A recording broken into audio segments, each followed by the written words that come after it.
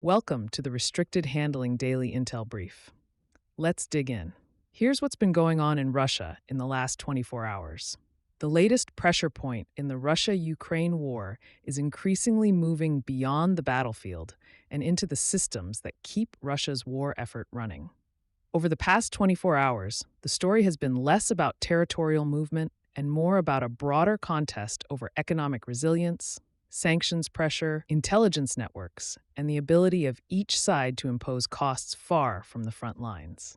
The European Union has delivered one of its strongest signals yet that it intends to keep squeezing Moscow's ability to sustain the war. The EU approved its 21st sanctions package against Russia, targeting financial institutions, cryptocurrency channels, energy networks, and companies tied to Russia's military-industrial base. The package hits 218 individuals and entities, expands restrictions on Russian banks, targets more than 40 vessels connected to Russia's shadow fleet, and adds additional restrictions on companies involved in producing long-range drones. It also extends pressure beyond Russia itself by targeting organizations in countries that have helped Moscow work around previous sanctions.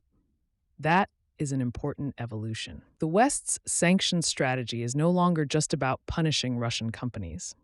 It is about trying to close the thousands of small doors Russia has used to keep money, technology, and equipment flowing.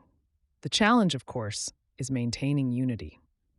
The negotiations showed the same tension we have seen throughout the war. European governments agree on the strategic goal of pressuring Russia, but the economic costs are real.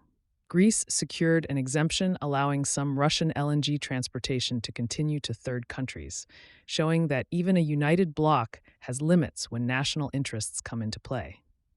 For Moscow, the timing is uncomfortable because the economic pressure is arriving alongside a new effort by Ukraine to make the war impossible for ordinary Russians to ignore. An update on the long-range strike campaign we have been watching. Ukraine is increasingly targeting the infrastructure behind Russia's economy and logistics networks. The clearest example remains Wildberries, Russia's massive online marketplace. Ukrainian drones have struck multiple Wildberries logistics facilities across Russia, including locations near St. Petersburg, Moscow, and other regions. The significance here goes beyond the individual warehouses. Wildberries is deeply integrated into everyday Russian commerce. Millions of customers use it. Hundreds of thousands of businesses rely on it, and the company represents a piece of modern Russian life.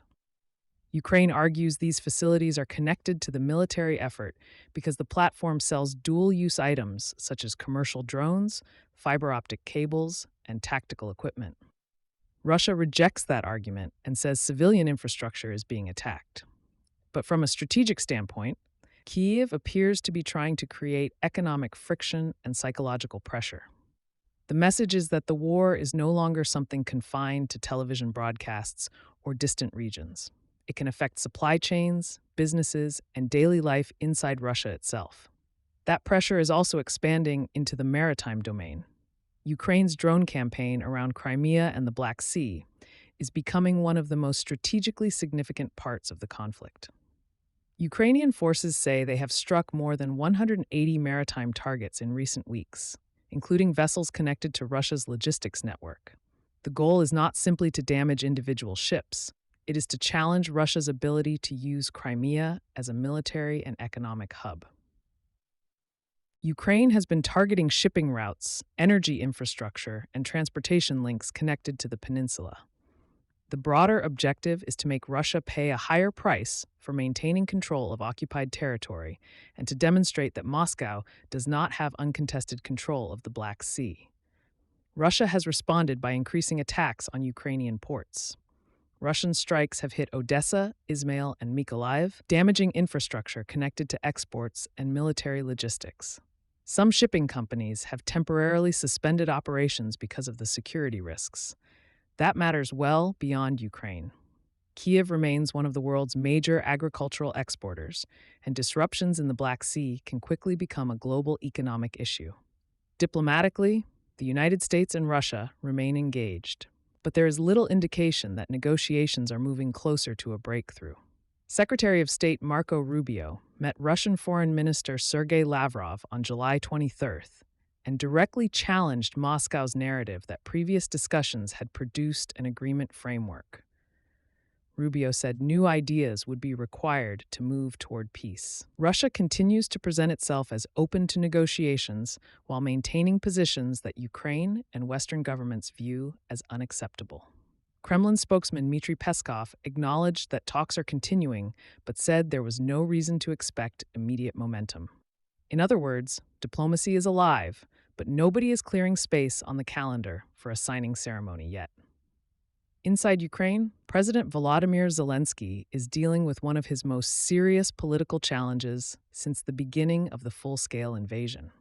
The dispute centers on former Defense Minister Mikhailo Fedorov, a 35-year-old official known for pushing military innovation, drone development, and procurement reforms. Zelensky removed Fedorov after disagreements involving military leadership and strategy, then later dismissed military chief Oleksandr Syrsky and appointed Mikhailo Drapati. The political fallout has been significant.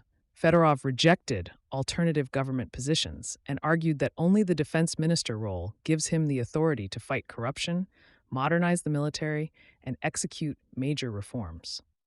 The issue matters because Ukraine's war effort depends heavily on coordination between political leadership, military command, foreign assistance, and defense procurement.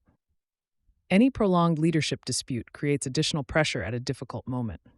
Russia, meanwhile, continues to face exposure of its intelligence and influence operations overseas. In Japan, a Russian military intelligence officer reportedly left the country after his role in acquiring high-technology components for Moscow's defense sector was revealed.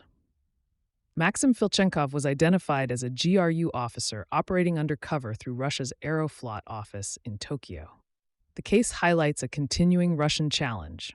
Western export controls have made obtaining advanced technology more difficult, but Moscow continues relying on intelligence networks, intermediaries, and covert procurement channels. Russia also faced setbacks in Africa, where 2 Russian nationals were convicted in Angola on terrorism and espionage charges. Prosecutors alleged they were involved in an effort to influence Angola's political environment and connected them to Russian influence networks tied to the legacy of Wagner operations.